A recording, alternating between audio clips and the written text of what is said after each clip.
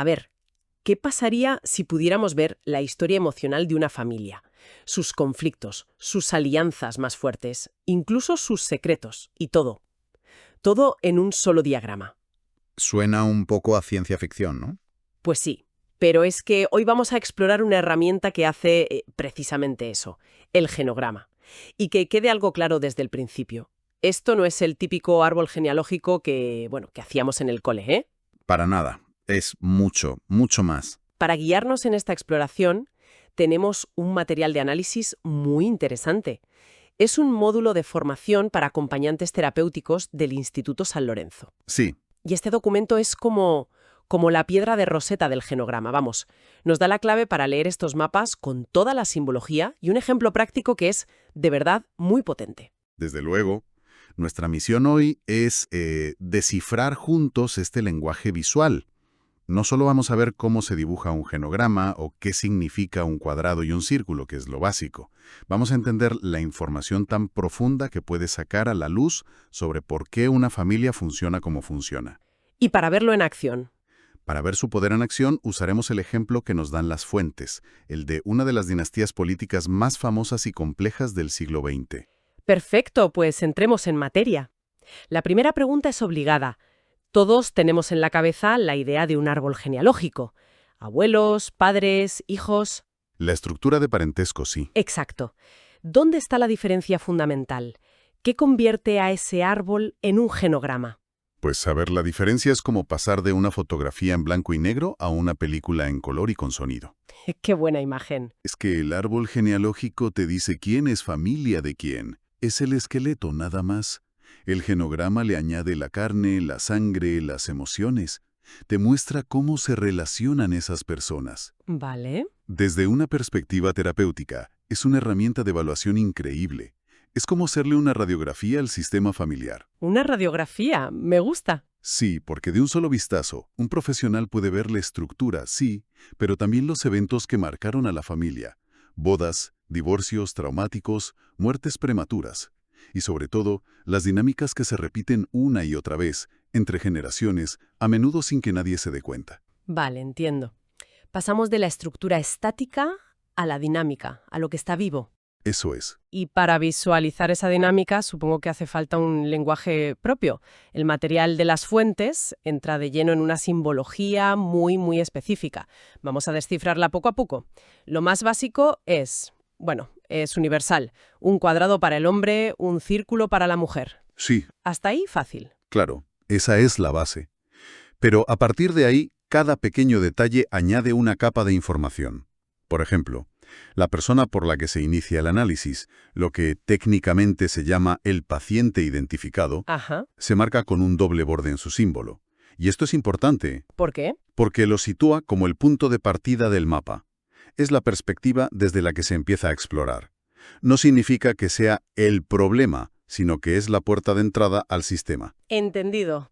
Es como usted está aquí en un mapa del metro. Exacto. Y luego, ¿cómo se representan las relaciones, los grandes eventos? ¿Una pareja, por ejemplo? Pues si se casan, se unen el cuadrado y el círculo con una línea continua.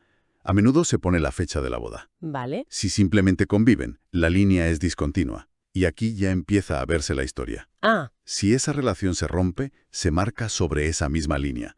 Una barra diagonal es una separación. ¿y 2 barras? 2 barras diagonales, un divorcio. Y de nuevo, se suele añadir el año. Ver un genograma con varias de estas líneas rotas ya te cuenta una historia, ¿eh? Claro, te habla de la estabilidad de los vínculos en esa familia. El propio dibujo ya narra una cronología. Totalmente. Y veo en los gráficos de las fuentes que se puede ser aún más específica.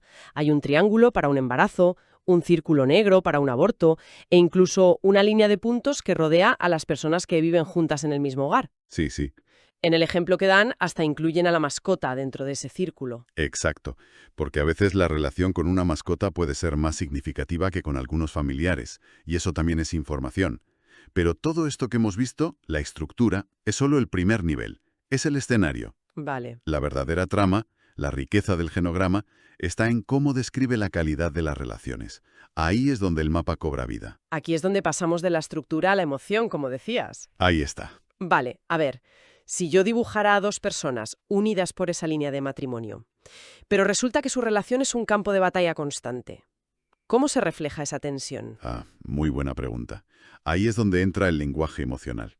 Esa línea recta y tranquila del matrimonio se convierte en una línea en zigzag, como un rayo. ¡Ostras! Y al instante, sin leer una sola palabra, el mapa te está diciendo, ojo, aquí hay conflicto.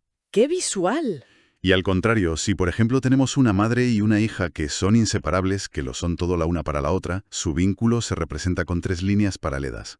¿3 líneas? Sí, una conexión muy estrecha, o fusionada. ¡Qué potente! Y el material muestra que se pueden combinar. Veo un símbolo de 3 líneas paralelas, la relación estrecha, pero atravesadas por un zigzag, el conflicto. ¿Eso qué significa? Esa es una de las dinámicas más comunes y potentes que existen. Es la relación muy estrecha pero conflictiva. La conozco. Es la típica dinámica familiar en la que se dicen te quiero y no te soporto en la misma frase, vamos. Sí, sí. Lo vemos en muchísimas películas y series. Esa mezcla de lealtad absoluta y drama constante. Hay una conexión muy intensa, pero está llena de roces, de discusiones, de dolor. El genograma lo captura en un solo trazo. Y también hay símbolos para lo contrario, ¿no? He visto una línea discontinua para una relación distante. Sí, O una línea que se parte en el medio para una ruptura total de la comunicación. exacto. Y hay un concepto más que me parece crucial y que el gráfico muestra. A ver. La relación fusionada, que a veces se representa con una línea ondulada. Es un paso más allá de la relación muy estrecha. ¿En qué sentido? Sugiere una falta de límites tan grande, una dependencia emocional tan intensa, que las identidades de las dos personas casi se confunden. ¿Y eso es necesariamente malo? Suena a una conexión muy profunda. Puede serlo, pero a menudo es la raíz de muchos problemas. Piensa, por ejemplo, en un adulto joven que no consigue independizarse o tomar sus propias decisiones. Ajá. Quizás de forma inconsciente, siente que estaría traicionando a una madre con la que tiene ese vínculo fusionado. Su identidad está tan entrelazada con la de ella que la autonomía personal se vive como una amenaza para la relación. Entiendo. El genograma ayuda a visualizar esa fusión como una posible fuente de bloqueo en la vida de esa persona. Es un lenguaje increíblemente denso, la verdad. Cada línea cuenta una historia. Sí, Para que no se nos quede todo esto en la teoría, el material del Instituto San Lorenzo nos da un ejemplo real y fascinante. Un genograma de la dinastía Nehru-Gandhi de la India. un caso de estudio perfecto, ¿sí? Vemos a personajes que han marcado la historia del siglo XX. El genograma se centra en Jawaharlal Nehru, el primer ministro de la India independiente, y en su hija, Indira Gandhi, que también llegaría a ser primera ministra. Y se ven al menos 3 generaciones. Sí, desde los abuelos de Nehru hasta sus nietos, Rajiv y Sanjay. Y está lleno de datos, fechas de nacimiento, de muerte y profesiones que ya te dan un contexto brutal. Claro, El abuelo de Nehru, Motilal, está identificado como presidente del Consejo Nacional Hindú, su padre como jefe de policía. O sea, ya de entrada vemos que Nehru no viene de la nada, ¿eh? Crece en un entorno de poder, de política. esa información contextual es fundamental. Entender el sistema del que vienes. Pero una vez que tienes el contexto y conoces la simbología que acabamos de ver, hay un detalle en ese genograma que salta a la vista y lo cambia todo. Sí, lo estoy viendo. Es la línea que une a Jawaharlal Nehru con su hija Indira. El autor del genograma la dibujó como una línea doble, que en algunas simbologías significa cercana o estrecha. Ajá. Pero además añadió una nota a mano, una nota de 3 palabras, confidente de su padre. Ahí está. Ese es el momento ajá que proporciona la herramienta. Es potentísimo. Esa pequeña anotación visualiza una dinámica que va mucho más allá de una relación padre-hija normal. La convierte en una alianza política y emocional de primer orden. Claro. El genograma sitúa esa relación como el eje, la columna vertebral de toda la estructura familiar. Sugiere de forma gráfica e inmediata cómo esa cercanía tan particular no solo moldeó la personalidad de Indira, sino que probablemente fue el motor de toda su carrera política. Es que una biografía podría dedicar 100 páginas a analizar la complejidad de esa relación, el traspaso de poder, la influencia. Exacto. Y aquí, con un trazo y 3 palabras, tienes el núcleo de la cuestión. Es la quinta esencia de esa dinámica. Totalmente. Un momento.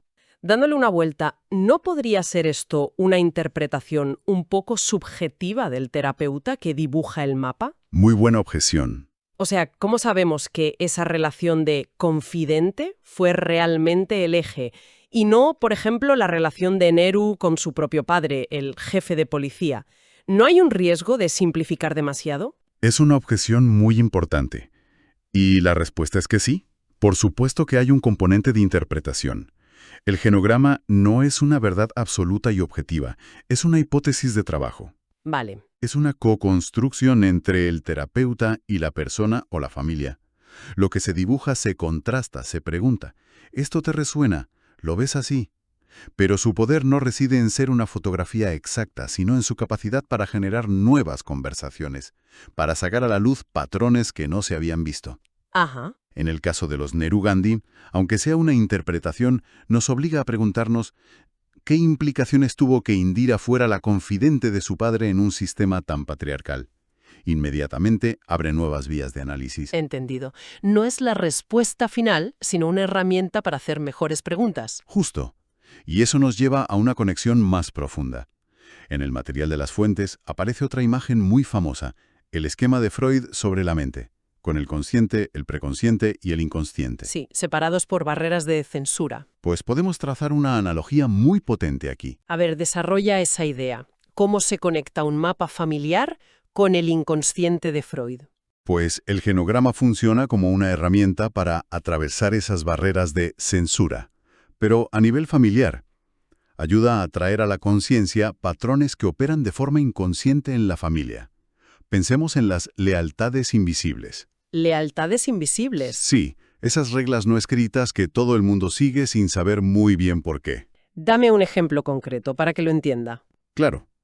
Imagina una familia en la que el bisabuelo fue un empresario de éxito que lo perdía todo en una crisis y la familia quedó arruinada. Vale. Quizás, 2 generaciones después, nadie habla de ello, pero existe un mandato no dicho.